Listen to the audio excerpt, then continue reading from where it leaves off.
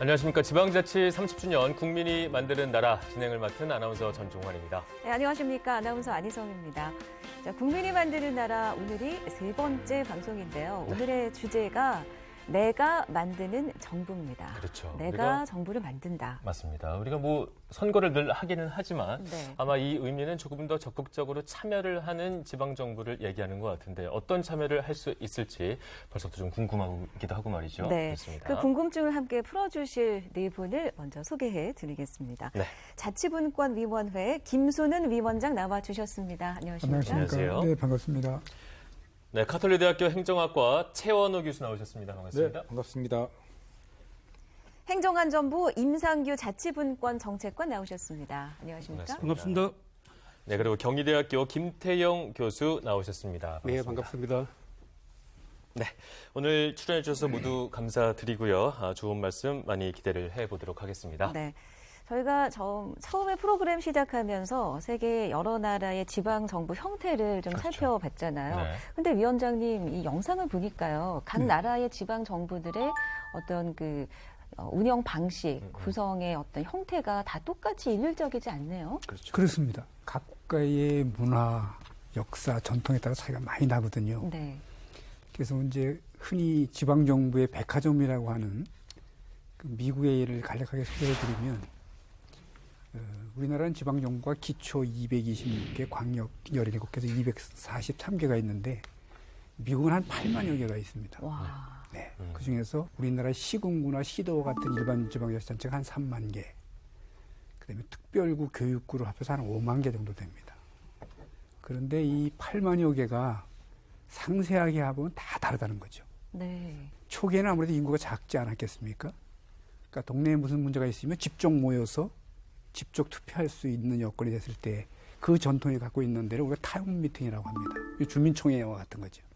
그 다음에 이제 아무래도 인구가 늘어나니까 이제 대표를 뽑고 주민을 대표하는 대표들이 지방정부를 꾸려가는 걸 우리 기관 통합형이라고 하는 거고, 그러니까 시장은 별도 필요 없었죠, 그 당시에. 네. 네. 그러니까 의원들만 뽑으면 의원들이 정책 결정도 하고 또 집행에도 참여하는 형태, 이걸 위원회 형태라고 하고, 또 미국의 아직 다수의 도시들이 이 제도를 채택하고 있습니다. 그런데 이제 인구가 늘고 동네 문제가 복잡해지면 또 리더십이 좀 필요하잖아요. 그렇죠. 네, 그래서 이제 선출직 시장을 뽑는데도 시장의 권한을 많은 강시장을 택한 지역도 있고, 네. 시장을 권한을 때 제한적으로 주는 약시장도 있었습니다. 네.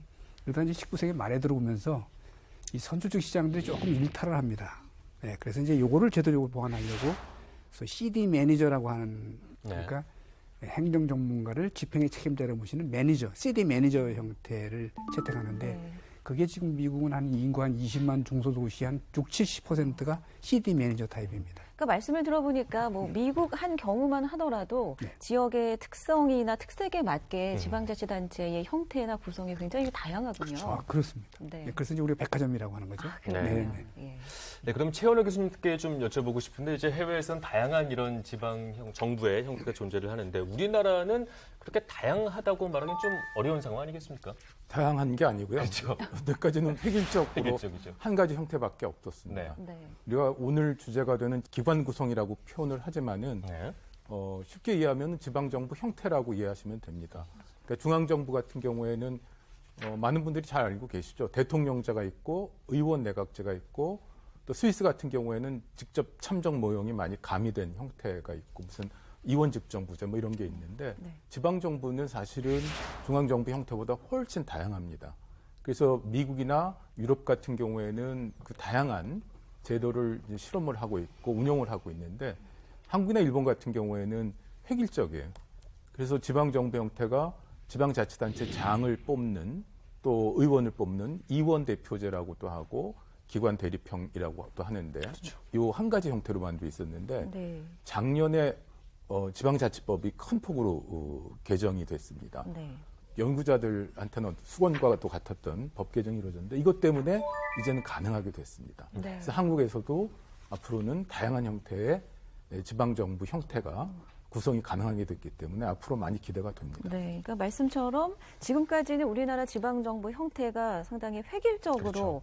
이어져 왔지만 이번에 지방자치법이 전부 개정되면서 이제는 이 형태가 달라질 수 있다는 얘기 아니겠습니까? 맞습니다. 그럼 어떻게 달라질 수 있는지 임상규 정책관께 여쭙겠습니다. 네. 우리나라는 지금 현재 243개의 지방자치단체가 존재하고 있습니다. 그런데 기관 구성은 단 하나 유형.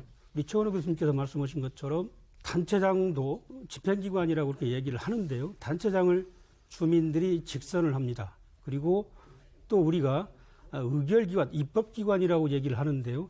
지방의회도 또 역시 우리 주민들이 직접 선출을 합니다. 그래서 집행기관과 의결기관인 지방의회가 서로 양립을 하면서 서로 견제와 균형을 이루는데요. 많은 학자들도 얘기를 합니다만은 사실은 단체장한테 상당한 권한이 있다. 이렇게 얘기를 하고 있고요.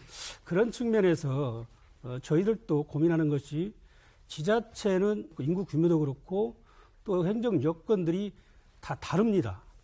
울릉군 같은 경우는 채 인구가 10,000명이 되지 않거든요. 같은 기초자치단체인 수원시 같은 경우는 인구가 118만 명 정도 됩니다. 그리고 서울시 같은 경우는 거의 1,000만 명에 육박을 하거든요. 그래서 단 하나의 유형이 이게 과연 우리 지방 자치에 맞느냐라고 하는 많은 문제 제기들이 있어 왔고요. 작년 말 지방자치법이 전부 개정이 되면서 새로운 길이 열렸습니다. 네. 즉 이제는 주민들이 자치단장을 직접 선출하는 것이 맞지 않다라고 생각하시면 투표를 통해서 자치단체장을 선출하지 않고 행정 전문가 또는 경제 전문가, 복지 전문가 같은 이런 전문가를 임용하는 형태로 바꿀 수 있다는 얘기고요. 또 지방의회가 상당한 역할을 하게 되면 단체장한테 집중된 권한의 일부를 즉 인사와 조직과 감사, 예산과 같은 일부 기능을 지방의회에 부여하는 그런 방법도 가능하다. 그런 의미에서 기관 구성을 다양하게 할 수 있는 길이 새롭게 열리게 된 것입니다. 네, 기관 구성이라는 얘기가 나오는데 이게 쉽게 말하자면 지방정부의 형태라고 볼 수 있을 것이고 이제까지 한 가지밖에 없었는데 앞으로는 다양한 형태가 가능할 것이다 이런 얘기인 것 같습니다. 네. 하지만 아직 우리가 경험을 못 해봤기 때문에 맞습니다. 정말 이렇게 이렇게 되는구나 확 와닿지는 아직까지는 좀 설명이 더 필요할 것 같은데 네. 김태형 교수님께서 조금 더 친절하게 설명을 좀 해주실 수 네. 있을까요? 간단하게 정리하면 딱 두 가지 형태입니다. 하나는 현재처럼 단체장을 직접 선출하고 또 지방의회 의원도 선출하는 방식이고요. 또 한 가지 방식은 단체장을 선출하지 않고 지방의회만 직선으로 선출하는 방식입니다. 네. 후자를 기관통합형이라고 그러고 전자를 현재와 같은 기관 대립형이라고 그러는데요. 사실 이번 지방자치법 개정 제4조의 의미라고 하는 것은 이 방식 둘 중에 하나를 자유롭게 선택할 수 있다 이런 말씀이시고요. 다양하다라고 하는 얘기는 그 양축으로 기관 통합형과 기관 대립형이 있는데 그 사이에 수도 없이 많은 유형이 존재하는 겁니다. 그래서 우리가 그 두 가지 개념을 정확하게 이해하면 우리 국민들께서도 자유롭게 맞춤형을 선택할 수 있지 않을까를 생각하게 되는데요. 예를 들어서 이런 겁니다.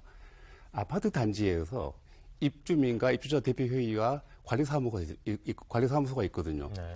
현재 입주자 대표회의는 직접 선출하는 거고요. 관리사무소장의 경우에는 통상적으로 입주자 대표회의에서 이렇게 계약을 맺어서 그렇죠. 이렇게 채용을 하는 그런 구조입니다. 만약에 관리사무소장을 직접 선출하게 되면 기관 대립형이고요. 현재와 같은 말하자면 입주자 대표회의만 선출하고 관리사무소장은 따로 선출하지 않은 형태를 기관 통합형이라고 이렇게 얘기할 수 있는데요. 네. 민주공화국의 헌법에 기초해서 지금 현재 대한민국의 법이 지방의회는 헌법으로 선출하도록 되어 있습니다. 근데 지방자치단체장 정확하게 표현하면 집행부의 장의 경우에는 법률로 정하도록 돼 있어요. 그래서 사실은 이제 그럼에도 불구하고 우리 개정된 지방자치법 106조를 보시면은 지방자치단체장을 시도지사를 포함해서 시군구청장이라고 사실상 명시하고 있거든요. 그렇죠. 이 106조를 우리가 고집한다라고 한다면 제4조의 의미는 좀 퇴색될 수 있거든요. 말하자면 일반 주민들이 우리는 단체장을 정확하게 말씀드리면 집행부장을 선출하지 않겠다라고 얘기하게 되면 106조는 이제 의미가 없어지는 거죠. 네. 그런 의미에서 기관 구성 다양성이라고 하는 게 매우 의미가 있다 이런 말씀이고요. 그 관리사무소장을 직접 선출하게 됐을 경우에 입주자 대표회의와 이제 갈등을 일으킬 수도 있고 대립하게 될 수도 있는데 통상적으로 그 경우에는 이제 관리사무소장이 제왕적 관리사무소장이다 이런 말씀하는 것처럼 네. 현재 우리 대한민국 기관 대립형 이 구조도 사실상 일부 분들은 이제 제왕적 단체장이라고 이렇게 이제 말하자 오명을 세우고 있지 않습니까? 그런 부분들이 사실은 기관 대립형 과 이게 지방 기관 통합형 그 사이에서 우리가 선택해야 되는 문제가 아닌가 싶습니다. 네. 좋다. 그러니까 바뀐 지방자치법에 따르면 교수님도 방금 말씀해 주셨습니다만 시장을 이제 뽑지 않아도 된다는 거 그렇죠. 아닙니까? 맞습니다. 그러면 지금까지와의 그 지방자치 패러다임이 확 바뀌는 계기가 되는 것 같은데요. 그렇다면 시장을 안 뽑을 때 지방행정은 어떻게 의결하고 집행할 수가 있는 건지 궁금합니다, 위원장님. 우리가 이제 흔히 지방자치에는 두 가지 근본적인 이념이 있는데 어떻게 우리 민주성을 확보할 거냐, 어떻게 효율성을 높일 거냐 하는 거냐인데 우리 지금 논의하는 이 기관 구성 관련해서는 대부분의 나라가 민주성을 중시하는 쪽에 기관 구성을 출발해서 거기에 효율성을 가미하는 형식으로 변화해 왔습니다. 네. 네. 근데 우리는 반대로 제 견해입니다만 그동안 우리가 효율성 중심의 기관 구성을 해왔어요. 우리가 강시장제거든요. 거기다 어떻게 이제 민주성을 가미하는 쪽으로의 기관 구성을 가야 한다고 생각을 하고 이제 그래서 나오는 게 지금 말씀하신 대로 기관 통합형으로 해서 의회만 구성하자는 거고요. 네. 저는 거기에 덧붙여서 시장을 뽑되 시장이나 시도지사의 권한을 분산시키는 그러니까 예를 들면 지금 7월 1일부터 전국에 시도자치경찰위원회라고 하는 조직이 들어보셨나요? 네. 네. 시도자치경찰위원회는 경찰권의 지휘감독을 시도지사 대신에 행사합니다. 그러니까 집행권이 분산됐죠. 네. 그러니까 집행권을 어떻게 분산하느냐도 굉장히 중요할 것 같아요. 그래서 종전에는 시도지사나 시군구청장이 직접 집행했던 사무를 일부를 행정위원회나 또는 감사위원회나 이렇게 분산하는 것도 하나가 될 수 있고요. 두 번째는 지방의회를 구성을 하는데 지방의회가 구성이 되면 집행부를 구성하는 방법도 여러 가지 선택지가 있습니다. 지금 말하자면 CD 매니저 같이 시 전문가를 두는 방법도 있고 또는 지방의회 위원회들이 집행위원회가 돼서 집행부에 참여하는 방법도 있는데 이 다양한 방법들을 지방이 선택하게 하는 거는 맞는데 네. 직접적인 창의적 아이디어를 낼 거냐 아니면 대통령령에 이러이러한 선택지 1, 2, 3을 주고 그중에서 하나를 선택해야 될까 뭐 이런 게 또 생각되지 않습니까? 네. 그래서 좀 제 생각에는 각 지역에 어떤 모양을 디자인하기보다는 우리가 좀 처음이고 하니까 지역 사정에 맞게서 기관 구성을 다양한다고 전제하에 몇 가지 중요한 선택지를 주고 그 선택 중에 주민들이 선택할 수 있도록 뭐 이렇게 하는 방향도 상당히 집행의 효율성을 높이는데 네. 도움이 되지 않을까 이렇게 그러니까 생각하고 그 결정을 있습니다. 주민 투표를 통해서 결정한다는 그렇죠. 거죠. 주민투표를 선택지 우리는 1번을 하겠다. 우리 2번을 하겠다. 뭐 이렇게 하는 게 좀 현실성이 높지 않을까 이런 생각입니다. 네. 네. 지방 정부를 운영함에 있어서 효율성과 민주성이 반드시 중요한 부분인데 이제까지 우리나라는 효율성에 더 가치를 많이 뒀다는 얘기고 네. 이제 앞으로 이제 이거를 어떻게 조화하고 이거를 지방 주민들이 정할 수 있다 이런 얘기인 것 같은데 네, 여기에 민주성을 이제 더 맞습니다. 강화시키는 거죠. 아. 그러면 행안부에서는 이제 자치분권을 담당하시니까요. 이렇게 기관 구성이 다양화되는 것에 대해서 어떤 시각으로 보고 계십니까? 같은 생각을 공유하고 있습니다.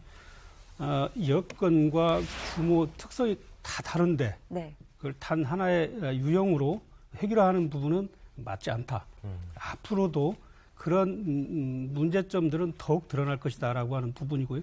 그래서 지방자치법 전부 개정에 기관 구성 형태 다양화가 반영이 된 것이고요. 다만 하나 말씀드리고 싶은 것은 전 세계적으로는 다양한 유형들이 있습니다. 그 많은 유형들을 우리 이 지방정부 형태에 바로 도입하는 것은 상당한 문제가 있다라고 하는 의식을 갖고 이 문제를 좀 접근하고 있는데요. 기본적으로 지방의회 중심으로 가야 된다고 하는 부분에 있어서는 공감을 합니다. 네. 다만 우리나라 지방정부에 도입 가능한 그 기관 구성 형태에 대해서는 저희들이 우리나라의 어떤 그 지방자치의 어떤 정치, 경제적 맥락 또는 역사적 경험 또 우리의 어떤 그 특성 또 국민들께서 어떤 생각을 하고 계시는지 이런 부분들을 좀 종합적으로 좀 수렴을 해서 몇 가지 실현 가능한 방법들을 좀 고민하고 있습니다. 그래서 현재 저희들이 우리나라에 적합한 그런 어떤 지방정부 구성 형태를 다양한 외국 사례 또 전문가와의 토론 또 국민 그 여론도 한번 인식조사도 한번 저희들 한번 해봤습니다.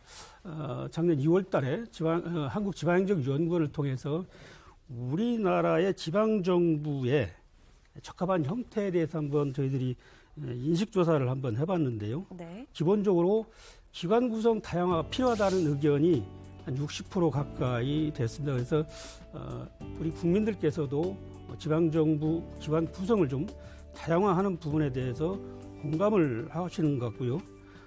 선호하는 형태는 어떤 것이 있겠는가 하고 한번 여쭤봤습니다. 그랬더니 단체장을 주민이 직접 선거로 선출하지 않고 행정 전문가를 임명해서 단체장의 역할을 수행하도록 하는 부분이 한 45.4%. 현재처럼 단체장 권한을 부단체장이나 또는 그 지방의회에 분산하는 형태에 대해서 한 38.4% 정도가 긍정적인 어떤 그 입장을 좀 표명을 해 주셨습니다. 그리고 단체장을 선거로 선출하지 않고 지방의회에서 역할을 수행하는 부분에 대해서는 국민들께서 그다지 높은 어떤 그 선호도를 보여주지는 않았습니다. 이런 어떤 그 국민들의 어떤 인식이라든가 또는 우리나라 같은 경우는 좀 사실 995년도에 그 고려 성종 때 지방관을 파견하기 시작합니다. 1000년 이상을 단체장이 중심이 되는 그런 형태를 지금까지 유지해 왔거든요. 그래서 그걸 하루아침에 지방의회가 정책 결정과 집행기능까지를 다 하는 부분에 있어서는 상당한 좀 어려움이 있지 않겠느냐 하는 생각을 갖고 실무적으로 다양한 안을 검토하고 있다는 말씀을 드립니다. 네, 그러니까 좀 연착륙을 시킬 필요가 있다는 말씀을 그러네요. 드리네요. 예, 그렇습니다. 네. 그러니까 지방의회를 중심으로 한 지방자치가 돼야 된다는데 큰 틀에는 이견이 맞습니다. 없습니다만 이제 그 기관 구성 형태의 다양화 이걸 어떻게 할 것인지에 대한 세부적인 내용은 앞으로 논의가 좀 더 필요한 부분으로 느껴지는데 교수님 어떻습니까? 우리가 지방정부 기관 구성을 다양화할 때는 역사적인 전통이나 이런 것도 고려를 해야 되지만 지방자치단체의 규모도 굉장히 중요한 고려 요인 중에 하나라고 생각을 합니다.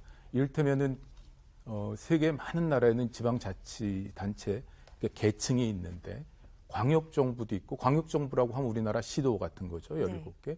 우리나라 기초정부는 230개 가까이 되는데 우리나라 기초정부는 굉장히 규모가 큰 편입니다. 프랑스 꼬미는 36,000개나 됩니다.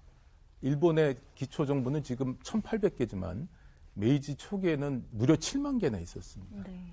이란 얘기는 기초정부가 우리나라 읍면동보다도 훨씬 작은 규모입니다. 그렇죠. 그렇게 작은 규모에서는 민주주의 이념을 구현하기가 쉽습니다. 가령 1,000명도 안 되는 자치단체라고 하면은 무슨 공회당이라든지 강당이라든지 이런 데 나와서 실제 토론도 해볼 수 있고 하기 때문에 그런 조그만 자치단체하고 서울처럼 굉장히 규모가 큰 자치단체는 다를 수밖에 없습니다. 그래서 규모가 클수록 효율성을 생각하고 규모가 작을수록 어떤 민주성이라든지 직접 민주주의를 가미한 정부 형태 구성이 가능한데 오늘 주제가 국민이 만드는 나라. 내가 만드는 정부. 예, 30주년이 굉장히 짧은 것 같지만은 우리 역사 속에서도 자치 전통이 굉장히 있기 때문에 그런 것들을 잘 고려를 해서 이제 계기가 만들어졌기 때문에 시행착오는 좀 하겠지만은 적극적으로 다양한 형태를 좀 실험해보는 계기로 삼았으면 좋겠다라는 게 제 의견입니다. 네. 네. 지방 정부의 형태도 물론 중요하겠지만 본질적인 질문을 하나 좀 위원장님께 드리고 싶은 게 결국 지방의회가 중심이 되어야 되는 가장 큰 이유, 네. 그 이유는 어디에 있다고 보시는지도 궁금합니다. 좀 몇 번 나오겠지만 민주성이 확보입니다. 그렇죠. 네, 다수의 의원들이 단일의 시장, 선출직 시장보다는 대표성이 높잖아요. 또 다양한 주민의 수, 국민의 수만큼 이익이 있는데 그게 한 명의 단체장보다는 다수의 지방의회가 대표할 가능성이 굉장히 높은 거죠. 네. 그러니까 우리가 이런 논의를 진행하는 이유도 네. 주민의 자치권 보장이라는 지방자치 본래의 목적이기 맞습니다. 때문이라는 거 우리가 꼭 기억을 해봐야 될 것 같습니다. 네, 그렇다면 이 시점에서 지금 해외에서 지방 정부를 좀 다양하게 운영하고 있는 분의 전화를 연결을 해서 네. 좀 얘기를 들어보는 것도 의미가 있을 것 같습니다. 네. 미국 캘리포니아주에 위치하고 있는 부에나 파크의 한국계 박영선 부시장이 시장으로 일을 하고 있습니다. 전화 연결돼 있나요? 안녕하세요. 네, 안녕하세요. 네, 반갑습니다. 지방자치 30주년 방송 진행하고 있습니다. 간단한 소개와 더불어서 인사 말씀 부탁드립니다. 네, 저는 캘리포니아에 있는 오렌지 카운티에 소속된 한 지방자치 도시인 부에나파크 시의 박영선, 영어 이름은 써니파크 부시장입니다. 네, 반갑습니다. 저희가 오늘 이제 지방정부의 다양성 어떻게 바꿀 수 있을까에 대해서 이야기를 나누고 있는데 일단 부에나파크 지역의 의회 어떻게 운영이 되고 있는지 좀 궁금합니다. 네, 저희 부에나파크 시는 인구가 한 8만 3천 명 정도 되는 중간 정도에 속하는 도시라고 보시면 되고요. 그리고 오렌지 카운티에는 34개의 도시가 있어요. 저희 부에나파크 시의 닉네임은 The Center of Southland라고 그래서 가장 중심적인 한국으로 치면 한 대전 정도라고 그럴까요? 딱 중간에 있으면서 교통의 요충지로 알려져 있어요. 저희 행정 지구는 어떻게 분류가 되어 있냐면요. 지금 많은 분들이 이야기하셨던 것처럼 시의 진짜 행정은 시 매니저가 맡고 있어요. 그리고 저희들은 시의회는 5명의 시의원으로 구성이 되어 있고요. 2016년에 처음으로 시 전체를 통해서 시의원들을 뽑는 제도에서 시를 5구의 지역구로 나누어서 그래서 저희들이 각 지구마다 대표가 되는 시의원들을 뽑고 있는 그런 도시로 알려져 있습니다. 네. 그러면 그 시의원들 중에서 시장도 나오시고 부시장도 나오시는 겁니까? 네, 그렇습니다. 저희는 직선제 시장 제도를 하지 않고 있고요. 네. 그리고 5명의 시의원들이 돌아가면서 순환제 시장을 뽑아요. 그래서 12월이 되면 그러면 시장 한 사람 그리고 시장직에서 공석이 생길 때를 대비해서 부시장을 뽑게 되죠. 그리고 어떤 도시들 저희 같은 도시들은 관례적으로 부시장이 이제 시장이 되는 그렇게 순환을 하고 있어요. 네. 시의원들이 이렇게 돌아가면서 그렇죠. 시장, 부시장을 한다. 저희가 듣기만 해도 상당히 생소한데. 맞습니다. 그러면 여기에 대해서 주민 신뢰도는 어떤 편입니까? 사실 주민들의 입장에서 봤을 때는 이런 지방 시의원들이 있는 것이 훨씬 더 서비스 차원에서 더 좋다고 보여지고 있어요. 네.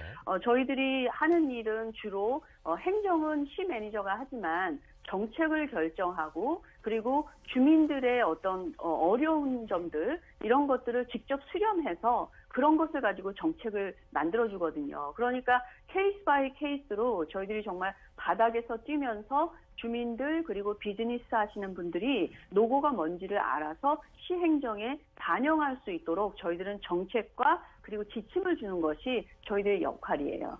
네. 네. 그러면 주민과 밀접하다는 게 지방의회 중심의 지방정부의 가장 특별한 장점이다. 이렇게 보시고 계신 건가요? 네, 맞습니다. 제가 저희 최근에 오렌지 카운티에 있는 도시들 중에서 몇몇 도시들이 특히나 규모가 그렇게 크지 않은 도시들, 예를 들면 한 30만 명 정도 미만의 도시들은 저희 같은 제도들을 따르고 있어요. 그래서 순환제 시장을 하는데 최근 조그만 도시들이 직선제 도시로 직선제 시장으로 바꾸는 이런 노력들을 하고 있었고요. 그리고 저희 시에서도 이번 초반에 저희 이제 미국은 얼마 전에 선거구 조정이 지금 이제 시작이 되고 있는데요.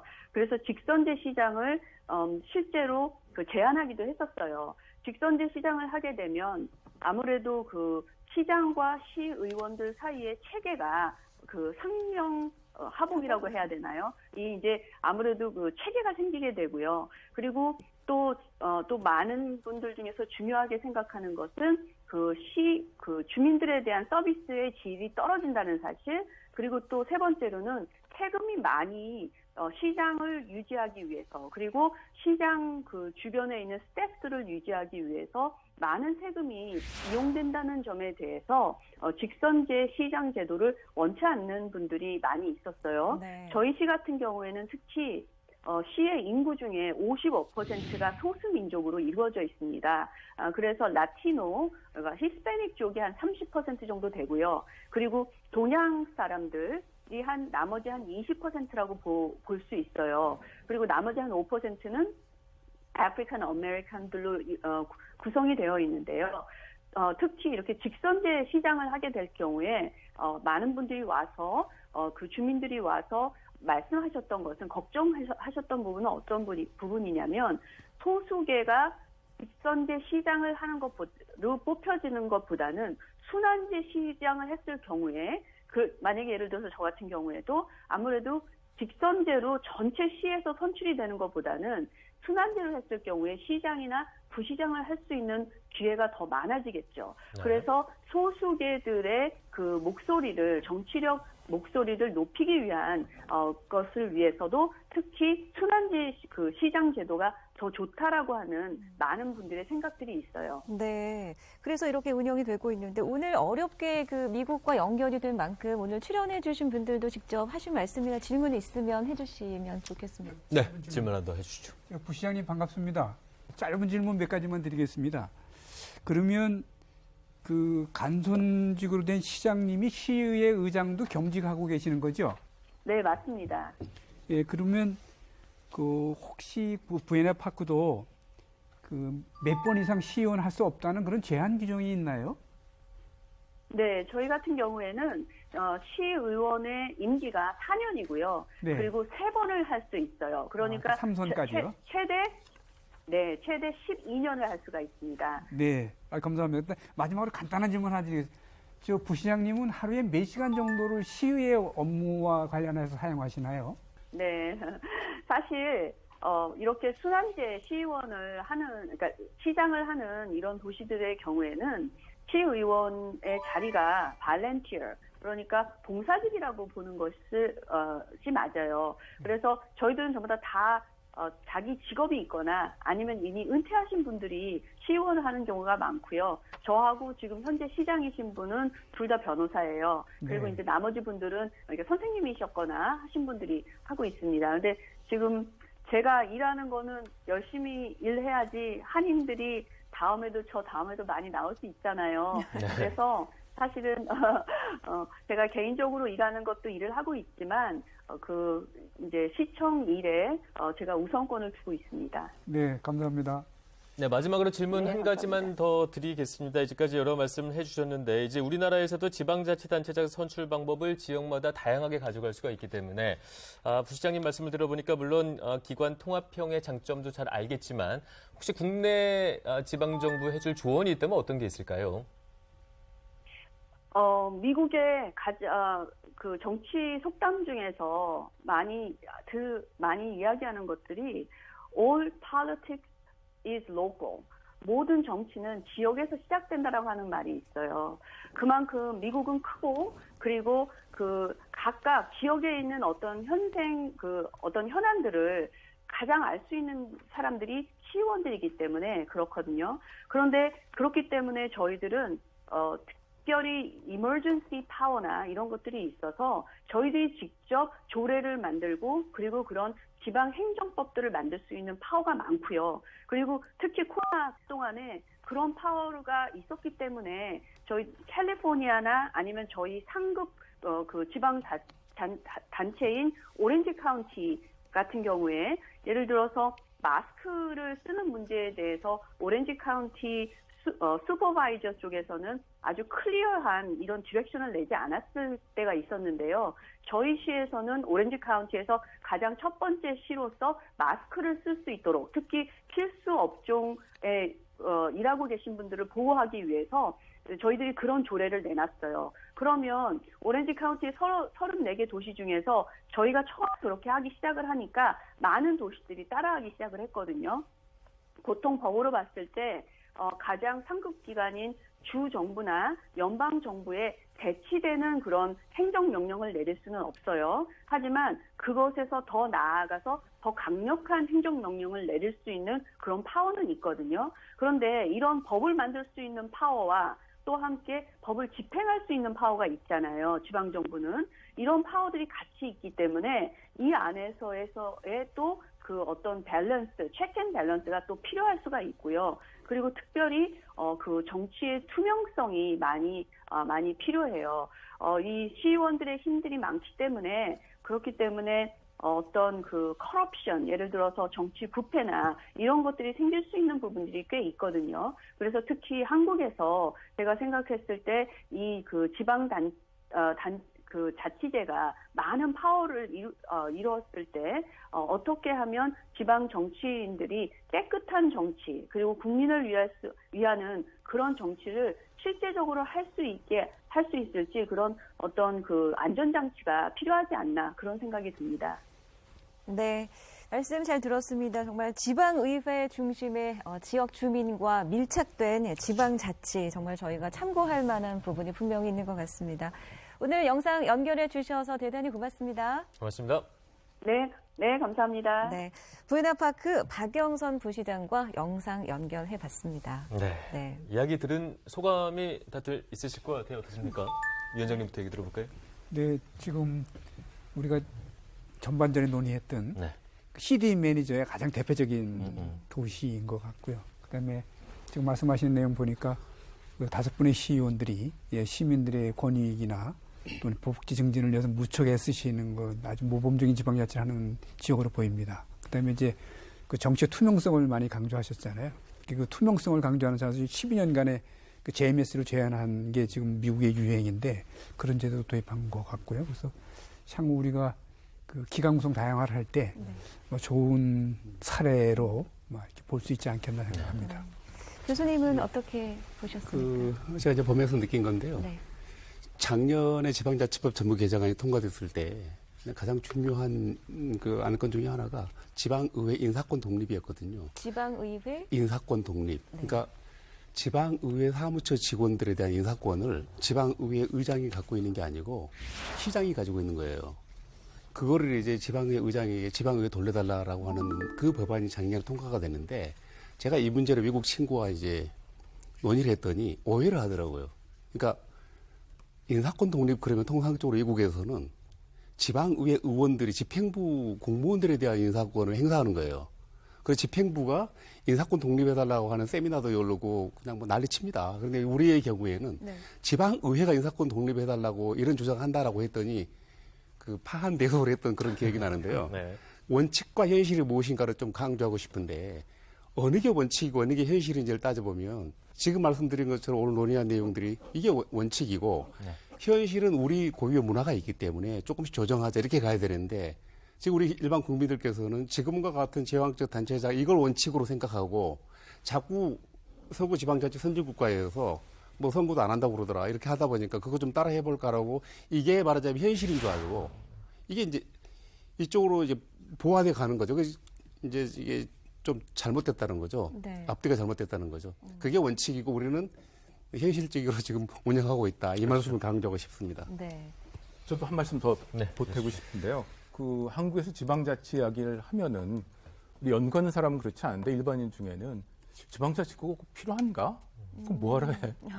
뭐 효율적이지도 않고 이런 인식들이 적지 않습니다. 적지 않은데 지방자치라는 거는 아까 그 박영선 부시장도 인터뷰 중에 마지막에 이런 얘기를 했어요. 모든 정치는 지방에서 나온다. 지방에서부터 시작된다. 그리고 이제 지방에서 자율적으로 결정할 수 있는 게 많다. 이런 얘기를 했는데 사실 한국 사람들은 중앙 집권적인 정치 질서에 익숙해서 그런지 자기 동네 자기 지역 정치 얘기는 거의 안 하죠. 대선 맨날 대선 얘기하고 중앙 정치에 관심이 그렇죠. 있고 이건 굉장히 좀 문제라고 봅니다. 문제라고 볼 수 있는 게 사실은 그 헌법에도 지방자치라는 게 헌정 원리거든요. 규정이 돼 있고 민주주의의 학교라는 얘기를 했어요. 토크비라는 사상가는. 그리고 이 동서를 막론하고 지방자치라는 정치 질서라는 게 중앙 정치 질서보다 훨씬 먼저 생긴 거죠. 그렇죠. 태초에 동양의 철학자 노자 같은 사람도 소국가민, 그래서 백성은 적고 나라는 작게 해야 된다 이런 얘기도 했지만은 그 목민심서를 남긴 정약용이라는 우리의 아주 그 자랑스러운 사상가도 원목이라는 그 고전에서 글에서 태초의 정치 질서는 밑으로부터 올라가는 질서였다라는 거죠. 가령 집이 5개가 있으면 그 5개 집이 하나의 이웃이 되고 그 5개 집이 하나의 이웃이 된 게 또 한 5개 정도가 있으면 하나의 마을이 되고 네. 그 마을이 또 5개가 되면 또 무슨 향이나 뭐 현이나 이런 게 되고 그러니까 밑으로부터 올라가는 정치 질서라는 거 이것이 이제 보충성 원리라고 하는데 지방 정치, 지방 자치라는 게 사실은 태초로부터의 정치 질서고 굉장히 익숙하고 우리가 민주주의를 학습하는 데서도 필요하고 박영선 부시장이 이야기했듯이 모든 정치 질서는 지역으로부터 나온다라는 게 자연스러운 건데 이게 단절이 됐었죠. 우리는 1940년대 말에 지방자치법을 제정하고 지방자치를 하다가 60년대, 70년대, 80년대 개발 독재하고 해서 통일이 될 때까지라든지 이렇게 해서 지방자치가 유보가 됐었죠. 그렇죠. 그래서 본래 해야 될 거를 한동안 유보가 되고 우리가 이제 바쁘게 경제 성장하는 과정에서 이게 좀 소외되고 했던 게 다시 이제 강조가 되고 하는데 이게 좀 어떻게 보면 본말이 전도된 거죠. 그러니까 우리 주민 국민분들도 중앙 정치보다 자기가 사는 동네나 자기가 사는 지역에 좀 더 애착을 갖고 관심을 가질 때 비로소 지방자치도 국민이 만드는 그런 나라로 잘 발전할 수 있지 않을까. 그래서 네. 그 박영선 부시장님 그 소개는 짧지만은 외국의 지방자치는 이런 거라는 그렇죠. 거를 아주 잘 보여주는 그런 사례였던 것 같습니다. 네, 우리에게 좀 시사하는 바가 분명히 있었던 것 같습니다. 네, 정책관님은 맞습니다. 어떤 말씀해 주실까요? 자치분권 2.0이라고 하는 얘기들을 많이들 합니다. 단체장 중심에서 주민과 지방의회가 중심이 되는 그런 지방자치를 말하는 건데요. 기관 구성을 주민들이 선택할 수 있도록 한다는 의미는 이제는 지방정부의 구성도 주민이 선택할 수 있도록 한다는데 가장 큰 의미가 있다고 생각을 합니다. 그리고 또 하나 말씀드리고 싶은 것은 많은 그 새로운 제도들을 만드는 데 있어서 외국 사례를 참고는 하고 있습니다만은 우리의 어떤 현실과 여건, 풍토, 또 국민들의 어떤 수용성 이런 부분들을 종합적으로 고려해서 우리에게 맞는 그런 어떤 제도를 만드는 게 중요하다고 생각을 하고요. 많은 전문가들과 국민들의 의견을 들어가면서 혼란 없이 새로운 제도가 잘 안착해서 주민들께서 실제로 그런 혜택을 또는 그 효과를 직접 느끼실 수 있도록 잘 제도를 만들어가도록 그렇게 하겠습니다. 지난해 12월 지방자치법 전부 개정안이 국회를 통과해 내년 1월 시행을 앞두고 있는데요. 32년 만에 큰 변화를 맞은 지방자치법, 어떤 변화가 생겼을까요? 개정된 법률에서 주목받고 있는 것 중 하나가 특별지방자치단체에 관한 규정입니다. 2개 이상의 지방자치단체가 공동으로 특정한 목적을 위하여 광역적으로 사무를 처리할 필요가 있을 때 특별지방자치단체를 구성할 수 있습니다. 이에 연대와 광역화를 필요로 하는 전국의 각 지방자치단체들이 모여 특별지방자치단체 설치를 추진하고 있습니다. 변화하는 대한민국의 특별지방자치단체는 어떤 모습일까요? 근데 위원장님, 우리 지방정부 하면은 기초와 광역으로 이렇게 이분화돼 있지 않습니까? 네. 그런데 여기와는 또 별도로 따로 특별지방정부를 따로 둔다는 그런 개념인가요? 그렇습니다. 아. 가장 큰 차이는 가령 예를 들면 인천광역시 밑에 구가 있잖아요. 네. 자치구라고 부르는데 인천광역시도 또 자치구도 그러니까 일반 지방자치단체입니다. 이 말은 하는 기능이 많은 거죠. 지금 지방자치단체 업무가 한 3,000개 정도 되니까요. 하는 일이 많은데 특별지방자치단체는 2개 이상의 지방자치, 기초도 되고 광역도 되고 네. 2개 이상의 지방자치가 공동의 목적을 하는데 단일 또는 복수이긴 한데 그렇게 많은 일을 갖고 있지는 않습니다. 그러니까 특별한 목적이 있는 거죠.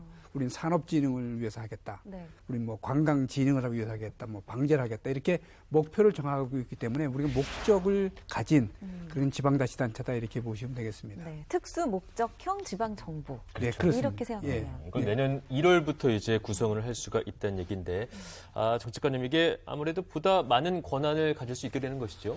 일반 자치단체 같은 경우는 그 관할 구역 내에 있는 주민의 복리라든가 또는 지역개발 업무 전반을 종합적으로 처리할 수 있습니다. 다만 특별지방자치단체는 이 구성자치단체 업무 중에서 특정 어떤 광역적인 어떤 처리가 필요한 특정 업무를 이양을 받아서 처리를 한다는 그런 의미가 되겠고요. 그리고 뭐 기관 구성이라든가 또는 운영 과정에서 경비 부담 이런 부분에 있어서 조금은 일반 자치단체와 다른 특징이 있다라고 해서 특별지방자치단체고요. 이 특별지방자치단체는 지방의회도 있고요. 단체장도 있습니다. 다만 장은 구성자치단체가 장이 겸할 수도 있고요. 지방의회는 특별지방자치단체 의회는 구성자치단체의 의원이 겸직을 하는 형태인데요. 어쨌든 간에 단체장과 의회를 구성할 수 있고요. 조례도 제정할 수 있습니다. 그런 의미에서 기존의 어떤 그 연계협력 그 형태였던 조합이라든가 행정협의회 이런 어떤 형태들하고 좀 차별화된 그런 의미에서 하나의 자치단체의 지위를 갖는다. 그런 의미에서 특별지방자치단체라고 이렇게 일컫게 된 것입니다. 아무래도 모든 제도란 것이 장점도 있다면 또 우려되는 부분도 있을 수밖에 없을 것 같습니다. 두 교수님의 견해를 듣고 싶은데 최현호 교수님 얘기부터 들어볼까요? 2개 이상의 지방정부가 협력하는 것은 기본적으로 굉장히 바람직하고요. 그렇죠. 다만 특수 목적이라고 하더라도 굉장히 단순 반복적인 업무가 있을 수 있고 상대적으로 굉장히 복잡한 의사결정을 해야 되는 일들도 있습니다. 그래서 이제 그런 걸 좀 구별해가면서 상황에 맞는 거버넌스, 특별지방정부를 만들 필요성이 있는데 이를테면 과거에 수도권 매립지 조합이라는 게 있었습니다. 서울, 경기, 인천이. 그런 경우는 이제 매립지를 관리하는 거기 때문에 비교적 복잡한 의사결정이 필요하지 않았죠. 그래서 그 경우에는 오히려 공사로 만드는 게 더 효율적이기 때문에 나중에 이제 그게 공사화가 됐습니다. 과거에 한 10여 년 전에 참여정부 때죠. 경제자유구역이 특별지방자치단체로 새로 이제 만드는 걸 이제 논의를 한 적이 있어요. 근데 그러니까 경제자유구역을 특별지방자치단체로 제도화는 안 됐지만 만들려고 했을 때 뭐가 문제였냐면은 경제자유구역은 굉장히 특수목적이라고 하더라도 굉장히 복잡합니다. 외국에서 투자도 유치해야 되죠. 그 입지하는 기업에 대해서 세제 혜택도 줘야 되죠. 인천 같은 경우에는 영리병원, 카지노, 또 국제학교라는 교육기관 이런 게 이제 입지를 해야 되는데 그런 경우에는 굉장히 복잡합니다. 지방자치단체, 특별지방자치단체에서도 해결할 수가 없어요. 가령 카지노 허가하려면 문체부 허가가 필요하고 영리병원은 보건복지부, 국제학교는 교육부의 규제가 이제 해제가 돼야 되는. 그래서 이제 차등적 분권에서 한정된 지역에 그런 허가를 내줄 수는 있지만은 그게 이제 특별지방자치단체가 스스로 완결적으로 할 수가 없습니다. 그래서 이 경제자유구역과 같은 굉장히 특수 목적이지만은 복잡한 의사결정이 필요할 경우에는 지방자치단체가 자기 완결적으로 의사결정해서 뭘 할 수가 없고 중앙정부에서의 규제 완화라든지 이제 이런 도움이 필요합니다. 네. 특별지방정부, 특별지방자치단체는 앞으로도 논의할 게 그럼 참 많아 보이네요, 교수님. 사실 그 특별지방자치단체가 지방자치법 정부 개정안에 들어가서 저는 사실 이 부분이 굉장히 중요한 대한민국 지방자치 전기다 이렇게 생각되는데요. 우리 지금 243개 지방자치단체가 또 보통 지방자치단체를 그냥 지방자치단체로 부르는 거고요. 아까 우리 위원장님께서 말씀하신 것처럼 보통 한 11개 대분야로 해서 한 13,000개 정도 사무를 수행합니다. 이게 지방행정을 종합행정이라고 하는 이유가 사실 우리가 태어날 때부터 어느 지방자치에 속하고 거의 모든 일을 다 처리합니다. 근데 그 중에서도 특별하게 처리해야 될 업무, 그 업무를 따로 떼어내서 그 업무를 수행하기 위한 그러니까 말하자면 목적 지향형 지방정부를 자치선진국가에서는 굉장히 많이 활용하고 있는데요. 우리 법에서는 이제 2개 이상이라고 나와 있습니다. 사실은 지역은 키포인트가 아니거든요. 핵심은 특정 목적이거든요. 그래서 이제 그 미국의 경우만 하더라도 특별지방자치단체 개수가 월등히 더 많습니다. 일반 지방자치단체보다. 즉 특별지방자치단체라고 해서 우리가 특별 그러면 뭐가 특별하다고 생각하는 게 아니고요. 네. 임무를 가지고 태어나는 거예요.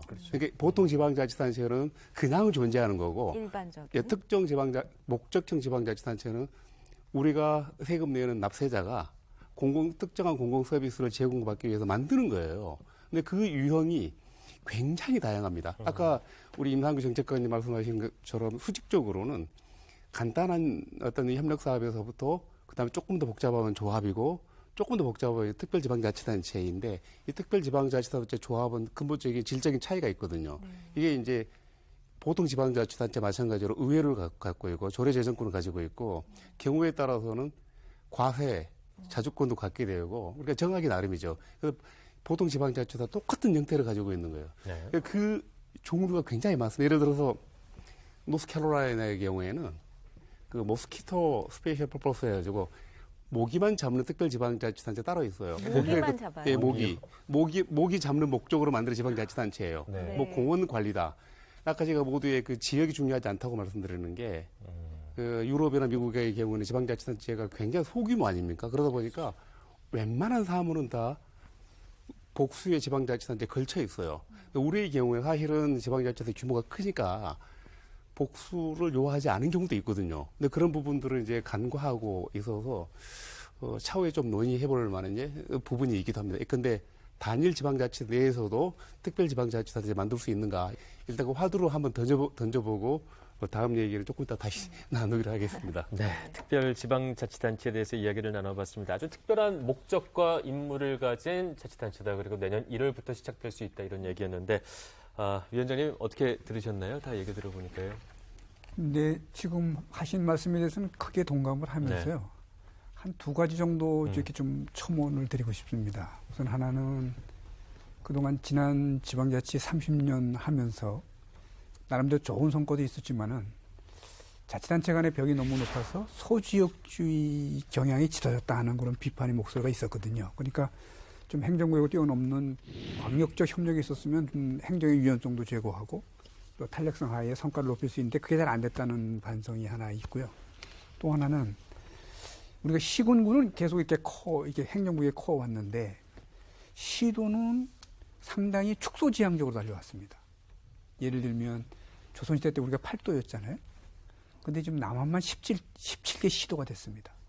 그러니까 교통통신의 발달로 따지면 사실은 생활권이 훨씬 더 넓어졌는데 오히려 시도에 보면 점점점 작아져서 서울, 부산도 일일 생활권이라고 말씀하는 분도 계신데 그래서 이거에 대한 좀 유연한 협력이 좀 필요한데 그런 협력을 구하는 그 제도적 대안으로도 저는 특별지방자치 상당히 유용하게 작용되지 않겠나. 그래서 최근에 지금 메가시티 논의가 한창 지금 이루고 있지 않습니까? 네. 그러니까 이 메가시티 논의가 특별지방자치단 제도를 하고 잘 결합이 되면 상당히 특수 목적에 좋은 성과를 거둘 수 있지 않겠나 이렇게 그래서 기대감이 커지고 있습니다. 네. 그러니까 기관의 구성을 지역에 따라 다양화할 수 있는데 그 방법 그리고 그 형태를 우리가 직접 만들 수 있고 선택할 수 있다는 거 아닙니까? 네. 이게 바로 내가 만드는 정부의 의미겠죠. 맞습니다. 그래서 2부에서는 또 이와 관련된 주제가 준비되어 있습니다. 맞습니다. 이부에서는 지역이 아닌 기능을 중심으로 한 목적형 지방정부, 이걸 법률상 용어로는 특별지방자치단체에 대해서 좀 더 깊게 이야기를 나눠보도록 하겠습니다. 잠시 뒤에 다시 뵙겠습니다.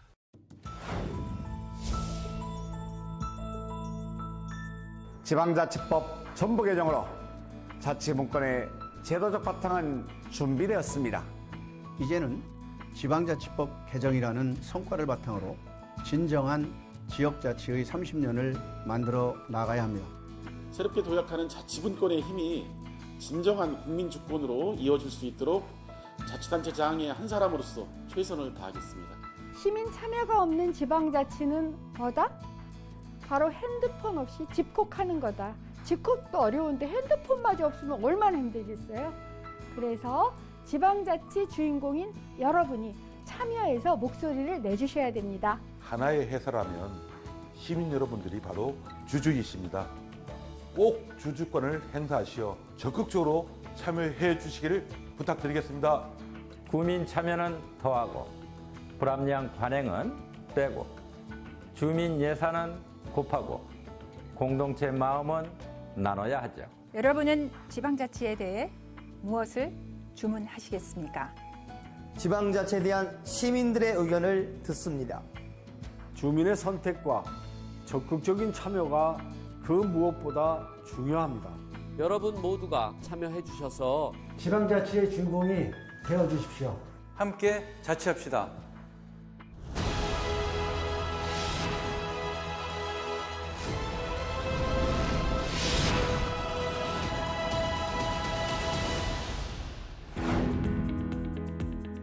충청남도 홍성군과 예산군의 경계에 위치한 내포 신도시. 대전에 위치했던 충청남도청의 이전을 시작으로 충청남도 의회, 충청남도 교육청, 충남지방경찰청 등 굵직한 주요 기관들이 자리를 옮기면서 혁신도시로서의 틀을 갖추게 됐습니다. 하지만 여전히 물론 아닌 행정구역은 주민들의 일상생활에 불편함으로 다가왔는데요. 내포 신도시의 시내버스는 홍성군과 예산군 각각의 지자체에서 별도로 운영하고 있습니다. 버스를 타고 이동할 때에도 저는 그냥 동네에서 동네로 이동하는 건데 저희가 또 추가로 그 돈을 지급을 해야 되니까 조금 불합리하다고 생각이 들고. 주민들이 자주 찾는 식당은 어떨까요? 우리 가게는 홍성군에 위치하고 있는데요. 여기 바로 옆에 있는 예산군에서 오시는 손님들은 상품권을 저희가 받을 수가 없어서 그건 좀 불편함이 좀 있습니다. 여기에서 제일 큰 마트가 이제 예산 쪽에 있는데 제가 재난지원금을 사용하려고 하는데 제가 홍성 주민 사람이어가지고 예산에서 사용 못하니까 그런 점이 너무 불편했던 것 같아요. 버스 환승은 물론 지역화폐와 코로나 국민지원금까지 해당 행정구역이 아니면 사용이 불가능하다는데요. 지역마트에서 손쉽게 살 수 있는 쓰레기 봉투도 예외는 아닙니다. 여기는 홍성이라서 예산권은 판매하지 않습니다. 이런 주민들의 불편함을 해소하고자 지역에서 여러 가지 의견이 논의됐습니다. 행정구역과 생활권이 좀 불일치하는 부분이 있으니까 불편을 겪을 수 있습니다. 그래서 주민들 불편 해소를 위해서 공동관리기구 설치하는 것이 효율적이라고 생각을 합니다. 행정협의회, 지방자치단체 조합, 특별지방자치단체 등 내포 신도시 공동관리를 위한 전문가들의 다양한 의견이 오갔는데요. 행정협의회는 법인격의 성격을 가지지 않고 단순하게 특정 사무를 공동으로 처리하는 방식입니다. 지방자치단체 조합은 법인격을 성격을 가지고 일정한 실행 조직을 가지고 처리할 수 있는 대안이고요. 특별지방자치단체는 법인격도 가지고 의회도 두고 조례도 제정할 수 있습니다. 특정한 대안이 선정되었다고 하더라도 그거에 대한 지속적인 조정과 시행착오는 이루어질 것으로 생각되고 있습니다. 여러 논의 끝에 지난 8월 충청남도는 내포 신도시의 지방자치단체 조합을 설립하겠다고 발표했습니다. 효율적인 지방 형태를 갖추기 위한 주민과 지역정부의 고민이 지방자치의 첫걸음입니다. 지방자치 30주년 국민이 만드는 나라, 내가 만드는 정부 이제 2부를 이어가겠습니다. 네, 저희가 1부에서 각 지방정부를 어떻게 구성할지에 대해서 이야기를 나눴다면 이번 2부에서는 그렇게 구성된 각각의 지방정부가 어떻게 협력을 해나갈 수 있을지에 대해서 좀 더 깊게 이야기를 나눠보도록 하겠습니다. 먼저 앞서 화면에 나왔던 내포 신도시 이야기부터 시작을 해보겠습니다. 정책관님, 이게 조합의 형태를 갖추기로 한 거라고요? 지난 8월에 충청남도에서 발표를 했는데요. 내포 신도시가 위치한 그 홍성군과 예산군과 협력을 해서 내포 신도시를 공동 관리하는 지방자치단체 조합을 설립을 하겠다라고 발표를 했고요. 이를 위해서 현재 지금 행정부지사를 그 단장으로 하는 충남혁신도시 추진단 설립 TF를 구성 운영을 하고 있고요. 규약을 제정을 해서 지방의회 의결 등 준비 절차를 거쳐서 내년 출범을 목표로 하고 있는 것으로 좀 알고 있습니다. 네, 지방자치단체 조합 이 개념도 조금 생소한데 설명이 필요할 것 같아요. 자치단체 간에 연계하고 협력할 수 있는 다양한 형태들이 있습니다. 이 조합은 하나의 법인을 만들어서 2개 이상의 자치단체가 어떤 아까 내포 신도시 얘기가 나왔습니다마는 쓰레기 처리라든가 또는 버스 환승 또는 지역 화폐 또는 그 지역 상품권 여러 가지 이런 어떤 공동의 문제를 같이 조합이라고 하는 법인 형태를 만들어서 처리하는 형태가 되겠고요. 이보다 조금 더 그 연계 협력의 강도가 좀 견고하다, 높다라고 하는 것이 바로 특별지방자치단체가 형태가 되겠습니다. 그리고 완전한 연계 협력이다 그러면 자치단체가 통합하는 그런 방법이 있습니다. 이번 내포 신도시 같은 경우는 조합의 어떤 형태를 가지고 공동의 사무를 한번 함께 처리를 하겠다라고 하는 그런 의미가 되겠습니다. 네. 그러니까 지방자치단체 조합과 특별지방자치단체를 염두에 두다가 결국 내포 신도시에서는 조합적으로 결정을 내린 거 아니겠습니까? 그러니까 가장 주민에게 적합한 방법으로 스스로 결정을 한 거네요. 2개 이상의 자치단체가 협력을 하는 사업은 한국에서 이미 사례가 많이 있고요. 네. 다만 협력하는 사업의 종류에 따라서는 굉장히 단순한 집행에 관련된 것도 있고 굉장히 복잡한 것도 있을 수가 있습니다. 그래서 어떤 협력 사업이냐에 따라서 단순 위탁을 한다라든지 협의회를 만든다든지 조합을 만든다든지 특별지방자치단체를 만든다든지 이런 그 소위 거버넌스죠. 협력 거버넌스의 유형이 좀 달라질 수 있다라는 거고 이번에 전부개정지방자치법에서 좀 의미를 부여할 수 있는 거는 그동안 조합이 특별지방자치단체다라고 보는 견해도 있었지만은 그하고는 별도로 특별지방자치단체가 새롭게 명문으로 규정되어 있기 때문에 제도적 범주가 조금 더 확실해진 그런 부분이 있습니다. 그래서 그런 면에서 의미를 부여할 수가 있는데 아까 제가 모두에 말씀드렸듯이 지역 간의 협력 사업은 하면 할수록 좋은 거죠, 사실은. 그렇죠. 지방자치라는 게 자치구역이 있기 때문에 구역 내에서 완결적으로 공공서비스가 제공이 된다라고 하면 문제가 없겠지만은 적지 않은 서비스가 광역교통도 있고요.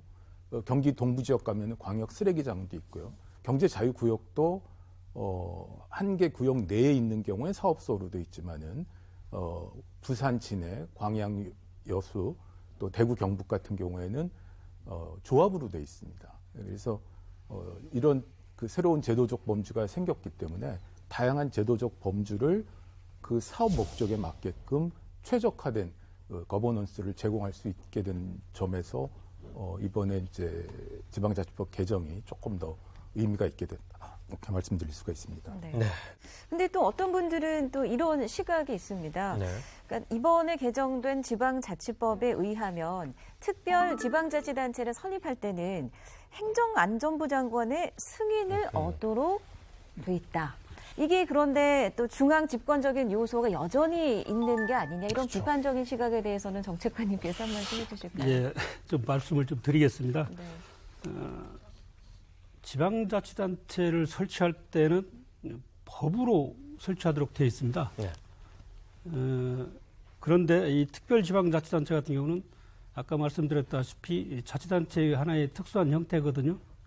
법으로 법률을 제정해서 특별지방자치단체를 설치하도록 하면 너무 절차가 좀 복잡하고 어렵다는 얘기죠. 그래서 행안부 장관의 승인을 거치도록 했는데요. 특별지방자치단체가 설치가 되면 그 특정 사무에 대해서는 관할권이 이관이 됩니다. 그럼 그에 따라서 처리 주체, 즉 행정청이 바뀌거든요. 그렇기 때문에 그런 법적 효과가 또 있고요. 또 저희들이 이제 규약을 승인하는 건데 규약에는 특별자치단체의 모든 것이 담겨 있습니다.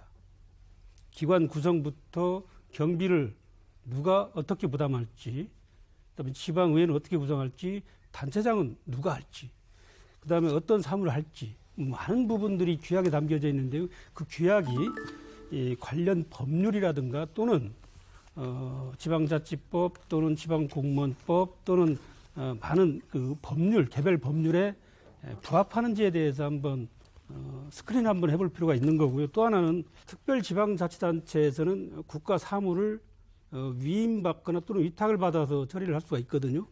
그럴 때 저희 행정안전부가 그 소관 부처를 설득을 해서 특별지방자치단체의 사무로 좀 지원해 줄 수 있다. 그런 측면에서 보면 뭐 통제라기보다는 저희들은 지원이라고 이렇게 생각을 좀 하고 있고요. 아까 조합 얘기 나왔잖아요. 조합을 설립할 때도 그 행정안전부 장관의 승인을 받습니다. 네. 하물며 네. 특별지방자치단체를 설치하는데 저희 행정안전부가 뭐 규약을 승인한다고 그래서 그걸 통제로 인식하는 것은 조금은 저희들 입장에서 보면 조금은 억울하다. 이렇게 말씀드릴 수 있겠습니다. 네. 네, 그럼 이쯤에서 특별지방정부를 구성하고자 노력하고 있는 지역의 목소리를 연결해서 들어보도록 하겠습니다. 이환주 남원시장님 연결돼 있습니다. 안녕하세요. 네, 안녕하세요. 반갑습니다. 네, 반갑습니다, 시장님. 자, 네. 국민이 만드는 나라, 내가 만드는 정부. 인사 말씀 잠시 부탁드릴게요. 네, 전 전라북도 남원시장 이환주입니다. 우선 우리 지산권에 있는 7개의 지자체가 그 전에 관광개발협동조합이라는 단체를 만들어서 운영해왔는데 저희가 그 조합의 대표를 맡고 일을 하고 있습니다. 네, 지리산 관광개발조합 말씀을 해주셨습니다. 소개 부탁드릴게요. 우리 지방자치법에 그 지방자치단체 조합이 규정이 있는데 저희 관광개발조합은 지산권에 있는 7개의 지자체가 공동으로 사무를 처리하기 위해서 만드는 조직입니다. 이렇게 기초지자체로 구성된 최초의 지방자치단체 조합으로서 지난 2008년도에 설립이 되었죠. 지사는 잘 아시는 것처럼 우리나라 최초로 그 지정된 국립공원 제1호입니다. 1967년도에 지정이 되었는데요. 그 당시는 지금과는 사뭇 많이 다른 면이 있어서 거의 지산이라고 하더라도 헐벗은 산이었죠. 그래서 지역 주민들이 뜻을 모아서 국립공원으로 지정하고 또 그걸 갖고 왔습니다. 지금은 지산은 그 절경을 찾아서 많은 관광객이 찾아오고 있죠.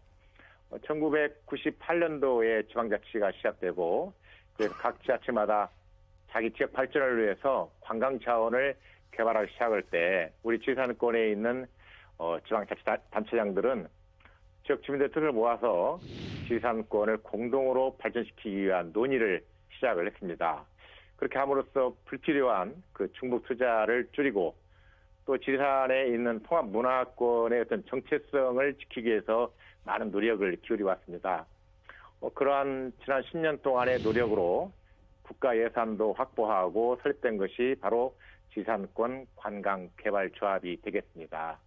네, 말씀 주신 대로 일단 조합으로 시작을 했지만 내년 1월부터는 이제 목적형 지방정부를 설립을 할 수가 있습니다. 전환하실 마음이 있으신가요? 그렇습니다. 아주 절실합니다. 절실하고요.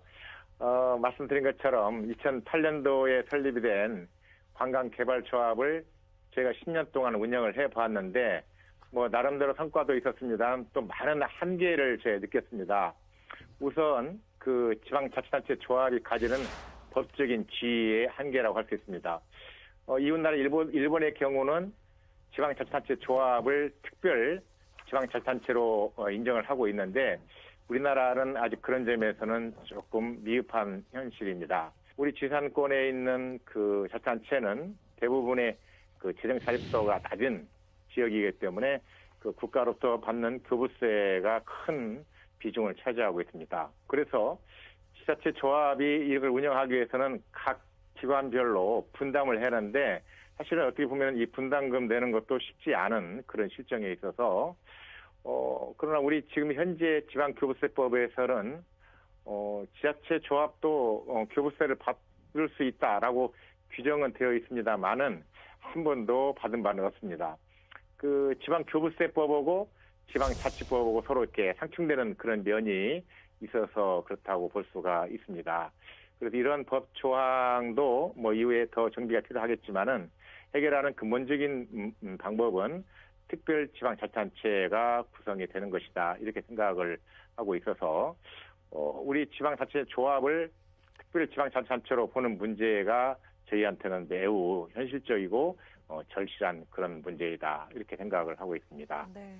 특별지방자치단체가 설립돼야 하는 그 이유를 상세하게 설명을 해주셨는데요. 오늘 또 이렇게 어렵게 연결이 되신 만큼 끝으로 하고 싶은 말씀 더 강조해 주셔도 좋겠습니다, 시장님. 우선 이 우리나라의 지금 이제 지방자치법이 개정되어서 특별지방자치단체를 만들기 위해서 뭐 부울경 같은 광역권의 단체는 관심도 많고 또 행정적인 지원 체계가 되어 있는데 실제 우리 지산권에 있는 자치단체 특히 전북, 전남, 경남 이 3개 광역시도에 걸쳐 있는 지자체의 경우는 그 정체성이나 앞으로 사업의 필요성을 보아도 매우 이상적으로 잘 될 수 있는 그런 성격이라고 볼 수 있는데 그러기 위해서는 지금보다는 훨씬 더 많은 국가적인 관심과 지원의 접근이 필요합니다. 그래서 저희는 그 지금 현재 운영되고 있는 대통령 산하의 지방분권위원회나 또 균형발전위원회에서 뭐 제주도 특별법이나 뭐 세종시 정도는 아니더라도 그에 준하는 그런 특별한 관심과 지원 체계를 위원회를 두어서 만드는 것이 필요하다 이렇게 생각을 하고 있고 지금 이 차제에 그런 논의가 된 것을 매우 그 다양스럽게 생각하면서 이번 기회에 그 우리가 지산권에 있는 특별지방자치단체를 만들기 위한 좋은 계기가 되기를 바라고 보다 더 세심한 지원이 필요하다 이런 말씀을 드려봅니다. 네, 알겠습니다. 귀한 시간 내주셔서 감사합니다. 말씀 잘 들었습니다. 고맙습니다. 네, 감사합니다. 네, 이환주 남원시장과 또 영상으로 말씀 나눠봤습니다. 네. 특별지방자치단체를 강력히 원하는 그런 지역의 목소리를 들어본 건데 어떻게 들으셨나요, 위원장님? 네, 우선 그 시장님 말씀은 크게 두 가지인 것 같습니다. 네.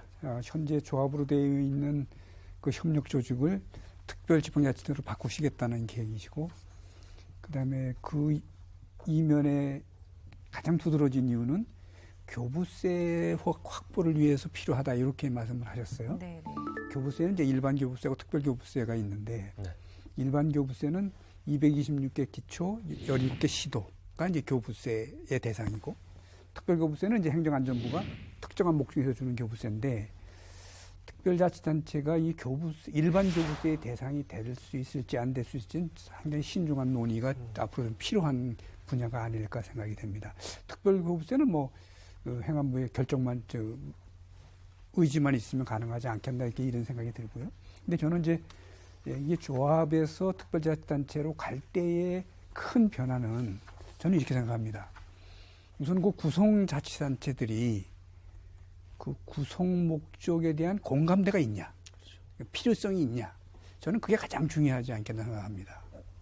그러니까 지금 저희들이 정부가 이제까지 추진해왔던 거는 지역 발전을 하되 지역 발전 주도를 중앙정부가 드라이브를 할 거냐 아니면 지역이 주도할 거냐 하는 차원에서 저희들은 지역이 주도를 하기를 바라거든요. 네. 그래서 지역에서 지역 발전에 대한 디자인을 내놓으면 중앙정부가 도울 수 있는 걸 적극적으로 돕자는 건데 근데 대개 보면 중앙정부의 재정적 지원에 대해서는 다 관심이 많으신데 스스로 지역 내에서 합의를 도하고 하는 데는 조금 좀 부족하지 않냐 하는 그런 생각이 들어서 저는 그다음 두 번째 이 공감대를 갖는다는 뜻은 어떤 뜻이냐 하면 특별지방자치가 이제 구성이 되면 저는 이제 두 가지인데 하나는 구성지방자치단체로부터의 권한과 재원이 이동을 해야 되고 이제 거기에 맞춰서 중앙정부가 이제 지원해주는 시스템이잖아요. 그런데 여기 스스로에 대한 양보나 배려는 거의 없는 거죠. 그렇다면 이게 지역 주도로 갈 수 있다라고 하기가 쉽지 않고 이게 과연 성공으로 가야 되는데 그게 오히려 또 성공을 가로막는 그게 또 되지는 않겠나 하는 그런 마음이 있어서 저는 그런 과정이 지역이 스스로 합의하고 또는 배려하고 양보하는 그 기본적인 틀을 만들어 준다면 중앙정부가 재정적 지원을 하는데도 상당히 원활한 여건을 만들 수 있지 않겠나 이런 생각입니다. 목적형 지방정부에 대해서 이분도 무척 하실 말씀이 많다고 합니다. 염태영 수원시장 연결되어 있습니다. 안녕하세요. 예, 안녕하세요. 반갑습니다. 수원시장 염태영입니다. 네, 시장님. 저희가 지금 지방자치 30주년 내가 만드는 정부 방송을 진행하고 있습니다. 간단한 소개와 더불어서 인사 말씀 부탁드립니다. 네. 예, 지방자치가 부활한 지 올해 30주년으로 아주 뜻깊은 여러 가지 프로그램들이 진행되고 있는데요. 오늘 또 그런 프로그램 중에 하나를 만나게 돼서 아주 반갑다는 말씀 드립니다. 오늘 이런 토론을 통해서 지방자치가 문의만이 아니라 실질적으로 자치와 분권 국가로 나아가는데 큰 디딤돌을 만드는 그런 계기가 되기를 기대하겠습니다. 네, 얼마 전 해주신 제안 얘기부터 해보겠습니다. 경기 남부 8개 도시와 함께 특별지방자치단체 설립 추진을 제안을 하셨습니다. 구체적인 내용 소개를 부탁드릴게요. 예, 수원과 수원 주변의 도시들이 경기 남부권에서 반도체 산업으로 동질감을 갖고 있는 도시들이 있습니다. 수원, 성남, 안성, 용인, 이천, 평택, 화성, 오산 이렇게 경기 남부 8개 도시가 모여서 미래형 스마트 벨트 연합체를 구성했습니다. 이것은 작년 말에 만들어진 제4차 수도권 정비계획 그리고 또 K반도체 전략 이것은 올해 5월에 만들어졌는데요. 이런 것에서 반도체 도시로서 반도체 벨트로 언급된 도시입니다. 그래서 이들 도시가 국내 반도체 산업 부가가치 생산의 83%를 전체 차지하고 있는데 이런 도시들이 모여서 지방정부 플랫폼을 구축해서 특별 지방자치단체를 구성하자 이렇게 제가 제안을 했습니다.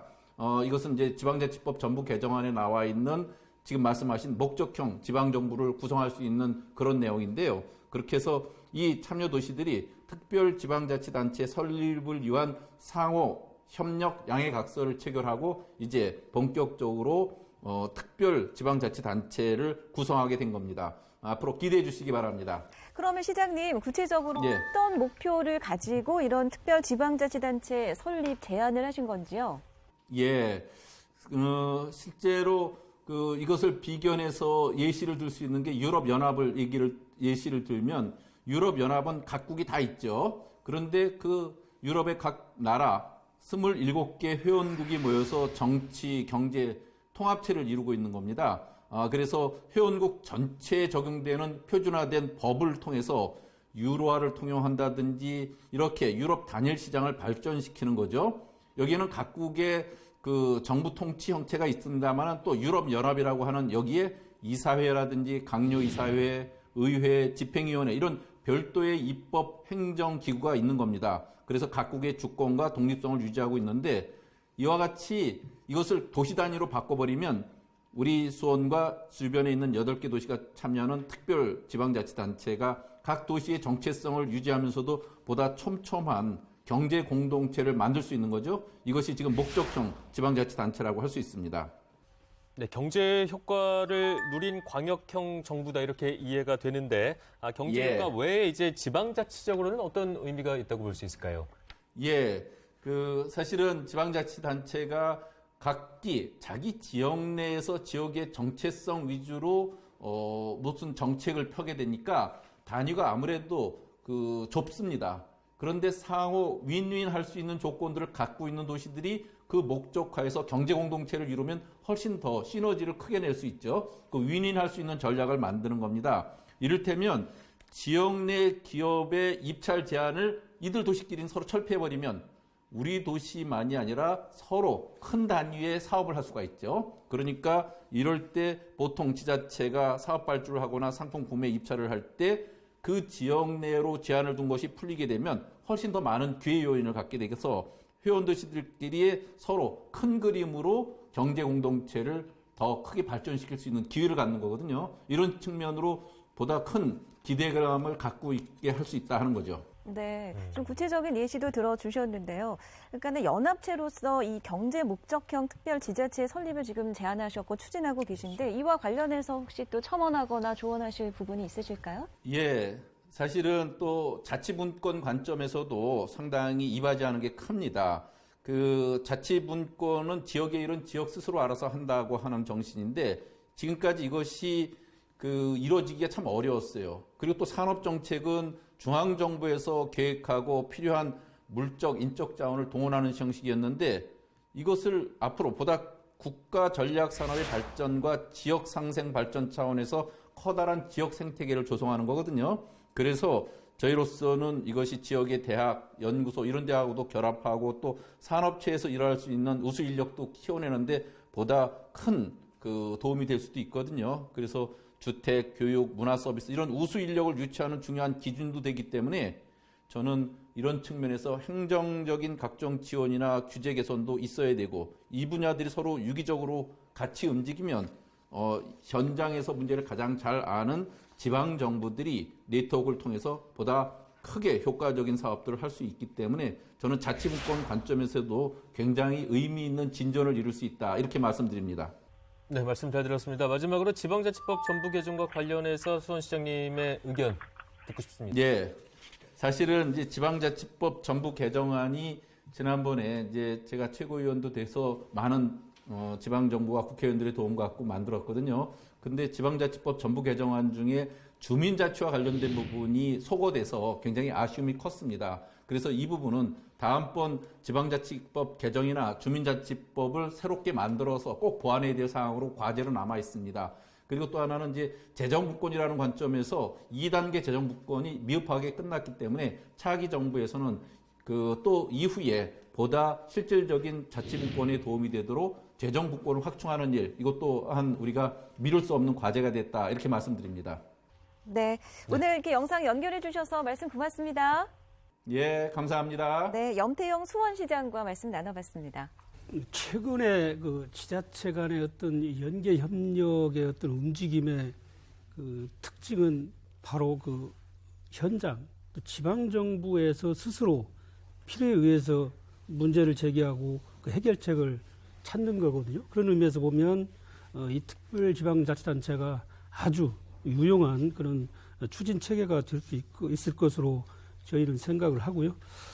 실제 지금 광역 또는 기초 단위에서 많은 움직임들이 일어나고 있습니다.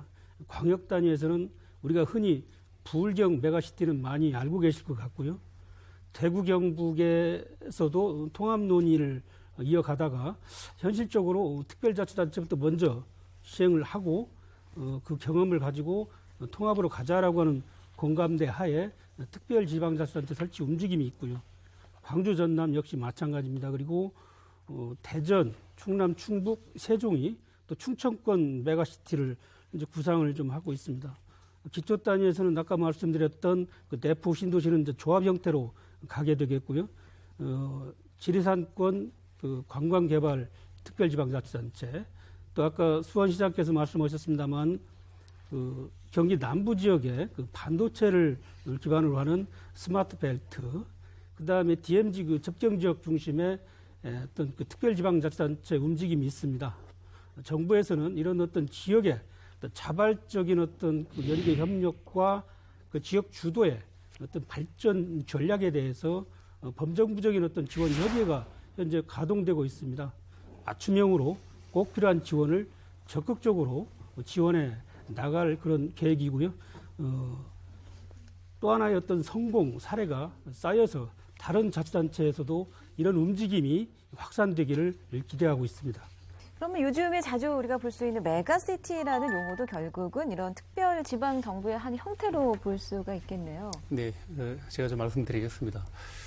우리 지방행정의 특징 중에 하나가 한 10년 주기로 딱 한 번씩 지방행정 체제 개편에 대한 얘기 나옵니다. 그 무슨 얘기냐 그러면은 243개 지방자치단체 개수가 너무 많다. 이걸 좀 줄이자. 이런 얘기 한 세력과 개수가 너무 적다. 좀 늘리자. 예를 들어서 뉴저지만 하더라도 인구 800만인데 지방자치단체가 550개예요. 우리는 지금 226개 기초지방자치단체의 개수를 늘리자, 줄이자 이 세력이 10년 주기로 서로 이제 논쟁을 하게 되는데 특별지방자치단체라고 이 소재를 통해서 지금 메가시티라든가 전남, 경북의 여러 가지 특별지방 얘기 나오지 않습니까? 네. 혹시라도 광역화되는 것에 대해서 정치적으로 혹시 이렇게 다른 속셈이 있지 않나 그런 의심을 제가 해보는 이유가 만약에 그렇다고 한다면 특별지방자치단체를 하지 마시고 아예 좀 광역화하자 이런 논의를 좀 했으면 한다는 얘기고요. 특별히 메가시티와 관련해서는 저는 원칙적으로 찬성합니다. 왜냐하면 지금처럼 수도권, 비수도권 간의 이 불균형 발전이 심각한 상황에서 어떤 형태로든지 핵폭탄급 말하자면 제2 수도권을 만들 필요가 있는 거예요. 이게 특별지방자치단체라고는 특수한 임무를 가지고 있는 건데 이게 예를 들어서 수도권의 경쟁 대항마로서 특수한 임무라고 한다면 뭐 그렇게 명시하면 됩니다. 근데 그런 부분들에 대한 논의가 없고 대구 경북이다 뭐 전남 광주다 여러 군데 또 세종 충남이다라고 하다 보니까 그냥 광역화 논리 10년 주기설로 나타나는 행정통합 논리 이 부분이 좀 안타깝다는 생각이 들고 우리 일부에서 어떤 논의했었냐 그러면은 미국의 지방자치단체, 유럽의 지방자치 규모가 아주 작지 않습니까? 개수가 많고 그랬을 때 민주성이 확보가 되고 우리 동네에서 내 삶을 책임지는 지방자치 또 한편으로 효율성 생각하다 보니까 이 규모를 좀 키워야 되고 그래서 한편으로 규모를 키우되 또 다른 한편으로 규모를 작게 하면서 휘줄과 날줄 어떤 그런 개념으로 이게 균형을 이루어가야 되는데 자칫 최근에 논의되고 특별지방자치단체 이 문제가 작아지는 것, 쪼개는 부분에 대해서는 또 관고하고 오로지 큰 문제들 좀 확대하겠다, 좀 세를 불리겠다 이런 식의 논의만 이루어지게 되면 특별지방자치단체 개념 자체가 이게 하나의 그 희생물이 될 수 있다. 개인적인 이제 그 느낌인데 아까 우리가 특별지방자치단 개념에도 공부했지 않습니까? 네. 그 개념이라고 하는 특수한 행정 기능을 목적으로 하는 거예요. 네. 그래서 아까 지리산 관광 특별지방자치 하겠다고 하는 거는 저는 적극 찬성하는 이유가 관광이라고 하는 특별한 기능을 중심으로 한번 뭉쳐보자라고 하는 거예요. 네. 근데 그거 없고 그냥 규모만 좀 키우겠다. 그냥 뭉치자. 그냥 뭉치자. 이렇게 되면 이게 그냥 뭉치자는 게 특별한 목적이 될 수가 있거든요. 네. 그걸 우리가 법적으로 이렇게 정당화시킬 수 있을 것인가에 대해서는 조금 이제 의문이 가기 때문에 좀 그 부분에 대해서는 좀 이제 문제를 제기하고 다만 이제 아까 그 부울경에 대해서는 저는 다른 목적으로 굉장히 찬성합니다.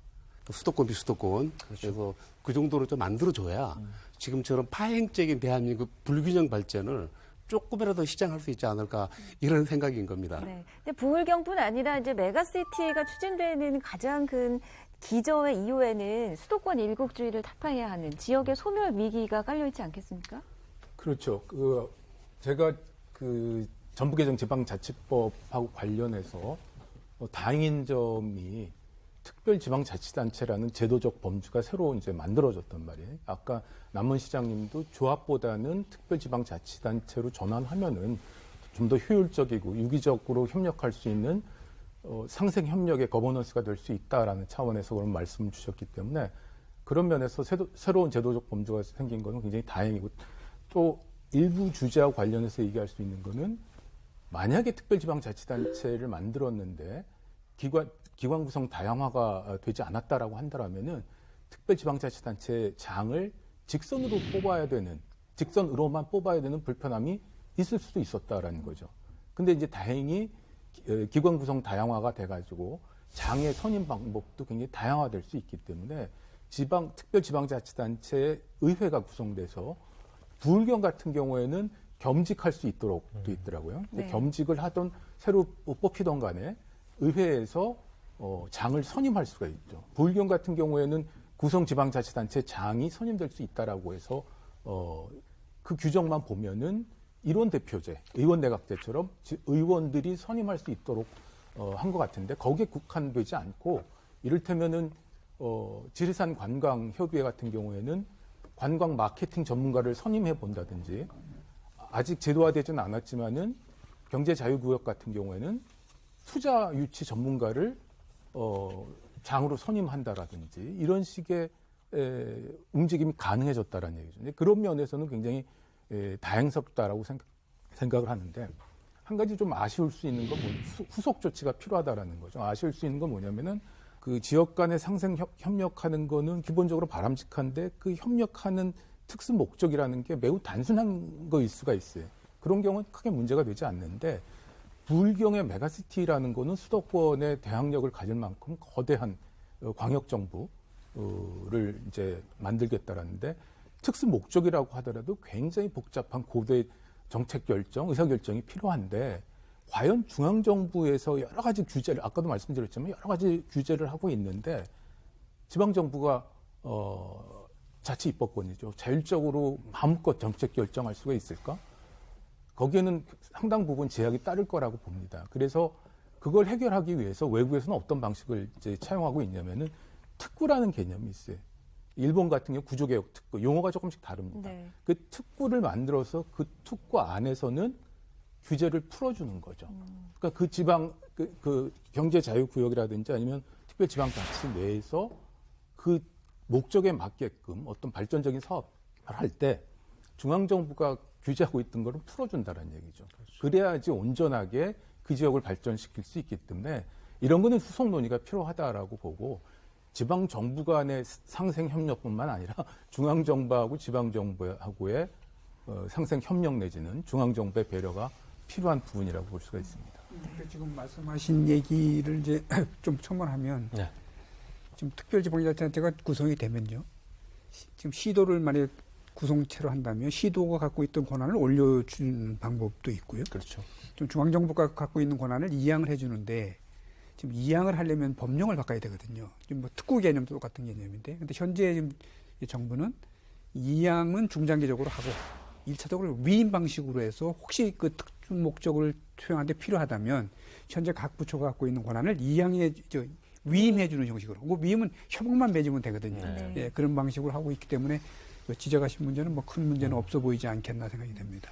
좀 덧붙여서 말씀을 드리면 위원장님께서 말씀하신 그 위임 그것을 하기 위해서 분권협약이라고는 제도를 새롭게 지방자치법에 지금 보완해서 보완 입법 작업을 좀 하고 있는데요. 개개 각 그 중앙부처가 갖고 있는 권한을 분권협약이라고 하는 테두리 내에 넣어서 일종의 계약 개념이잖아요. 그렇게 해서 일괄적으로 좀 위임을 해줘서 특별자치단체가 그 업무를 좀 신속히 처리할 수 있도록 좀 새로운 제도도 같이 만들고 있다라고 말씀을 좀 드리고 싶습니다. 네. 여전히 특별지방자치단체 설립에 있어서는 후속 논의도 많이 필요한 것 같고요. 또 우리가 아직은 가보지 않은 길이기 때문에 미리 전망하고 평가하는 거는 또 어려운 일이 아닐 수 없겠습니다. 그래서 저희가 그 세계 각국의 목적형 지방정부 사례를 한번 구성을 해봤습니다. 함께 보시고 이야기 나누시죠. 미국, 독일 등의 선진국에서는 오래전부터 정부 형태의 하나로 운영되고 있는 특별지방자치단체. 그렇다면 해외 특별지방자치단체는 어떤 형태로 구성되어 있을까요?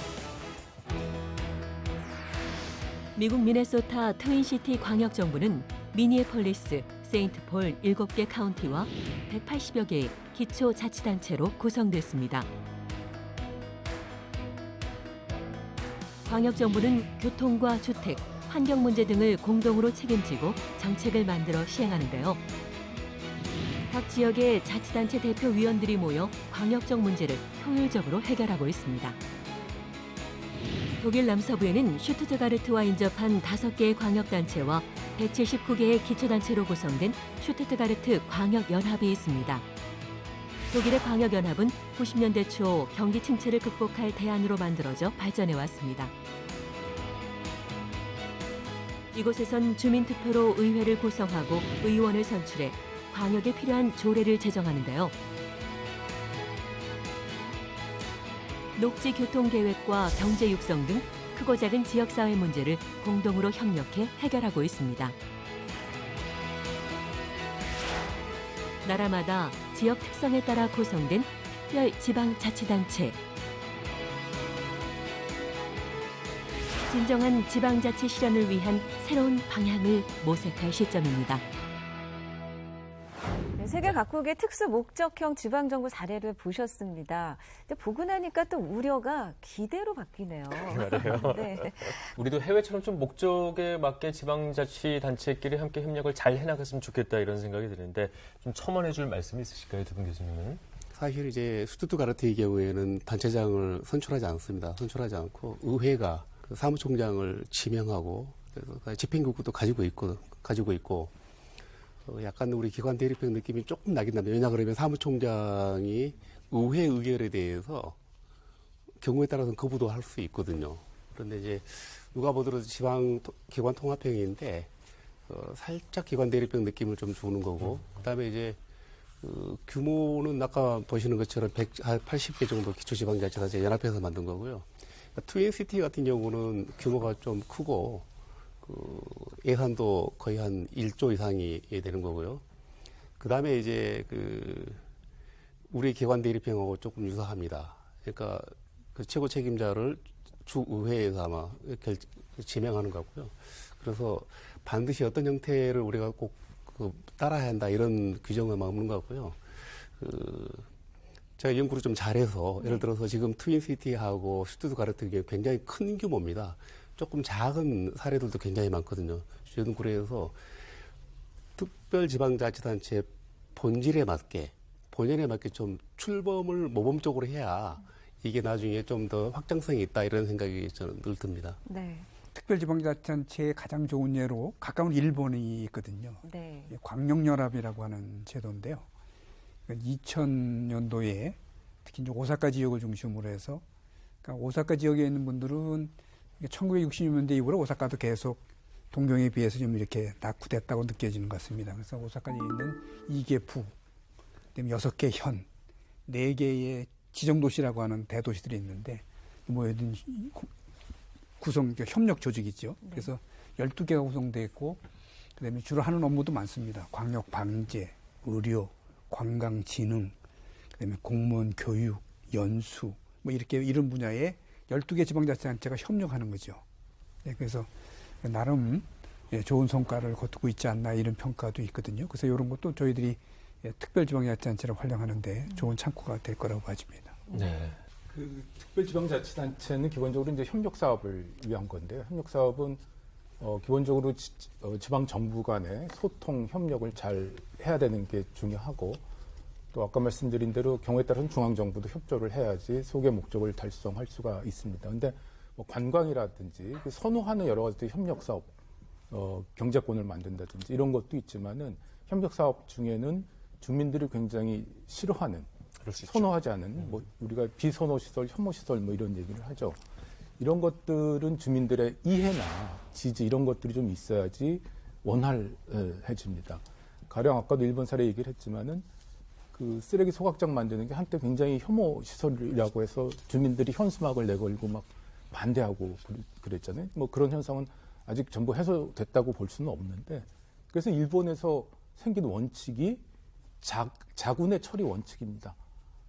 너희 동네 쓰레기는 네 동네에서 해결하라. 네. 이런 식의 이제 원칙이 생기다 보니까는 어떤 일이 발생하냐면은 동경 시내 안에 번화한 백화점이 있고 환승역이 있는 토시마구라고 하는 데인데 거기에 쓰레기 소각장을 만들었어요. 네. 다른 데서 광역 쓰레기 소각장을 받아주지를 않으니까는 굉장히 그냥 직관적으로 생각해도 도시 미관도 해치고 그게 이제 오염 물질을 철저하게 차단한다고 해도 환경 문제 있을 수도 있고 그 부지를 마련하는데 굉장히 비쌀 수도 있고 결코 바람직한 대안이 아니죠. 그래서 그런 거는 주민들의 양보, 협력, 지지 이런 것들이 필요한데 다행히 한국 같은 경우에는 모문 사례가 있습니다. 경기 동부 지역에 여주, 이천, 하남, 광주, 양평 이 5개 시군이 협력해서 광역 쓰레기 소각장을 만들었는데 이런 이제 좋은 의미에서 협력 사업뿐만 아니라 비선호 시설 같은 경우에도 협력을 해야 될 필요가 있을 텐데 그럴 경우에는 주민들의 이해 또 협력 이런 것들이 또 필요하다라는 점을 덧붙여 말씀드리고 싶습니다. 자, 국민이 만드는 나라 오늘 3번째 방송으로 내가 만드는 정부. 오늘 지방의회와 지방정부 또 그리고 목적형 지방정부에 대해서 말씀 나눠봤습니다. 막연하게 들리던 이 지방자치, 내가 만드는 정부가 어떤 구체적인 그림이 그려지는 것 같아서 기대감을 품게 됩니다. 네. 오늘 마지막으로 하실 말씀을 한 분씩 여쭈면서 마무리를 짓도록 하죠. 네. 오늘 논의된 이슈들이 32년 만에 개정된 지방자치법 중요한 내용 중에 하나들이라고 생각합니다. 근데 지방자치법 전부 개정안이 두 축에 의해서 만들어지는데 하나가 이제 주민주권 구현이라고 하는 목표와 하나는 국가 운영 가버넌스를 바꾸자고 하는 틀입니다. 특히 국가 운영의 가버넌스를 종전에는 수직적, 중앙지방 수직적 이런 관계를 수평적 동반자 관계로 바꾸자고 하는 차원의 얘기거든요. 그래서 특히 전자의 관점에서 기관 구성을 다양화한다든지 또는 특별지방자치를 설치하는 것을 결국 주민들이 선택하는 중요한 결정이다 이렇게 받아들여지면 저는 주민주권의 구현에 크게 기여하리라고 기대가 되고요. 그다음에 제가 그냥 특별지방자치단체를 만들 때 특수 목적을 가질 때 일단 그 주도를 지역이 하고 그다음에 중앙정부가 지원해주는 그런 구도면 좋겠다. 그다음에 이제 그와 관련된 이슈들이 특히 이제 중앙과 지방의 협력 체제를 강화하기 위해서 내년 1월 13일부터는 중앙지방협력회의라는 법이 발효가 되고 그 법에 의해서 중앙지방협력회의라고 하는 기구가 운영됩니다. 네. 그래서 한번 내년 상반기에 지금 준비를 하고 알고 있는데 그러면 지방자치에 관련된 전체적인 내용은 물론이고 특히 특별지방자치단체라든지 또 기관구성 관련된 좋은 의제들이 있으면 저는 거기서 충분히 중앙지방협력회의를 통해서 논의가 되고 또 결정돼서 또 지역의 기대라든지 또는 중앙정부 지원 등이 뭐 동시에 이렇게 이루어질 수 있는 좋은 제도적 장치가 마련된 것이 아니냐 하는 측면에서 상당히 기쁜 마음이고요. 특히 오늘 이런 중요한 자리에 또 국민들께 이런 걸 또 홍보도 해드리고 또 국민들의 지지를 또 얻는데도 크게 한 자리라고 생각돼서 우선 감사의 말씀도 곁들여 드리겠습니다. 결국 지방자치의 주인은 국민입니다. 지역 단위에서는 우리 주민이라고 이렇게 말씀드릴 수 있겠는데요. 국민들께서 직접 참여를 해서 당면한 문제를 스스로 해결해 나가는 그런 부분들이 지방자치의 본질입니다. 국민 여러분들께서 내가 사는 지금 이곳에 있는 어떤 문제를 내가 참여해서 적극적으로 좀 해결해 보겠다고 하는 것이 자치의 출발점이고요. 오늘 소개해드린 기관 구성 다양화든 특별지방자치단체든 주민들의 관심과 참여가 저는 성공의 정착의 핵심적인 어떤 요인이다라고 말씀을 드리면서 그 부분에 대해서 많은 참여와 관심을 좀 부탁드리겠습니다. 네. 김태형 교수님. 네. 저희가 그 지혜를 모아서 특별지방자치단체를 좀 활성화해서 맞춤형 DIY라고 가구라고 그러죠. 네. 그래서 국민들이 맞춤형으로 지방정부를 마음껏 자유롭게 만들 수 있고 또 폐지할 수도 있고 그런 새로운 시대가 열리지 않았나 이런 생각이 듭니다. 다시 한번 좋은 기회를 마련해 주셔서 지방자치 발전에 큰 도움이 되게 하시고 우리 관계자 여러분들께 깊은 감사의 말씀을 드리겠습니다. 고맙습니다. 네. 자, 마지막으로 최원호 교수님. 네, 마침 작년에 큰 폭의 지방자치법 개정이 있었고 해서 오늘 주제는 기관구성 다양화와 특별 지방자치단체에 국한돼 있었지만은 기타 그 법 개정 사항을 보면은 지난 30년 동안 운영을 하면서 불편하게 느꼈던 사항들이 큰 폭으로 개정이 됐습니다. 그래서 아직도 여전히 좀 아쉬운 부분은 있지만은 적어도 법 제도상으로는 유연성과 자율성이 많이 신장이 됐다라고 생각을 합니다. 그런 의미에서 보면은 앞으로 또 30년 다음 한 세대를 맞는 어떤 변곡점이 될 수 있다라고 볼 수가 있고 다음 한 세대의 발전이 기대가 됩니다. 최근 우리를 이제 지방자치 환경을 둘러싼 그 변화를 보면 굉장히 사회경제적 환경 변화가 녹록치 않습니다. 그러니까 지방은 이제 인구가 적어져 갖고 지방이 소멸되는 소멸 지수라는 게 있죠. 그리고 이제 인구가 고령화된다라든지 AI라든지 그 기술적 환경 변화라든지 지금 일본이나 유럽 같은 경우는 이제 성장이 정체돼서 재정 수입이 굉장히 열악합니다. 그래서 그런 인구, 저출산 고령화, 지방 소멸, 기술 환경의 변화 이런 여러 가지 그 변동성이 큰 불확실성이 큰 사회 경제적 환경 변화를 생각한다라고 한다면은 지역 특성에 맞게 자율성과 유연성을 부여한 이번 전부개정 지방자치법은 큰 의미가 있고 그런 어떤 취지를 공감하고 또 교육하고 홍보하는 자리로서도 오늘의 자리가 큰 의미가 있었다라고 생각을 합니다. 네. 말씀처럼 지방이 살아야 국가가 발전한다고 하지 않습니까? 맞습니다. 그러나 지금 대한민국의 현실은 지방이 소멸될 위기에 처해 있습니다. 그렇기 때문에 이 지방자치가 더 중요성을 갖는다고 할 수 있겠죠. 오늘 이렇게 함께해 주셔서 또 좋은 말씀해 주셔서 모두 감사합니다. 고맙습니다. 네, 고맙습니다. 네, 지방자치 30주년 국민이 만드는 나라 이제 마무리할 시간입니다. 이 지방자치라는 게 하늘에서 뚝 떨어지는 게 아니라 각 지역의 특색에 맞춰서 잘 갖고 나가야 하는 일종의 숙제다. 뭐 이런 생각을 하게 됩니다. 네, 왜 우리 아는 만큼 보인다고 하지 않습니까? 네. 이 방송을 거듭할수록 지방자치 막연하고 어렵게 느껴졌지만 조금 더 알아가면서 가깝게 다가가기에 또 의미 있는 시간인 것 같습니다. 자, 오늘 지방자치 30주년 국민이 만드는 나라, 오늘은 내가 만드는 정부와 함께 하셨습니다. 또 다음 시간에 저희 약속드리면서 여기서 물러가죠. 시청해주신 여러분 고맙습니다. 안녕히 계십시오.